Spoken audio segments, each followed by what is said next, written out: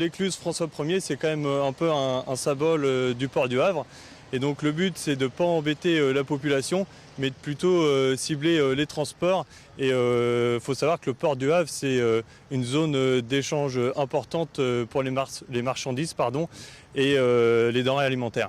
C'est par là qu'arriveraient éventuellement les produits si le Mercosur, si l'alliance avec le Mercosur était signée? Oui, exactement. Les produits transiteraient par le port du Havre et en partie par l'écluse François 1er. Alors il y a un an, lorsque les agriculteurs s'étaient déjà mobilisés, on vous avait vu aller plutôt devant les sous-préfectures, devant les mairies. Là, pourquoi avoir changé? Est-ce que c'est parce que le président de la République, Emmanuel Macron, et la ministre de l'Agriculture ont dit ne pas vouloir non plus de cet accord en l'état? Non, enfin, le but, c'était l'année dernière, il y a quelques mois plutôt, de citer les institutions administratives. Aujourd'hui, c'est de cibler vraiment plus les transports et les zones d'échange des marchandises. Alors c'est un mouvement qui est globalement assez soutenu par la population. Vous, quel type de soutien supplémentaire vous aimeriez voir?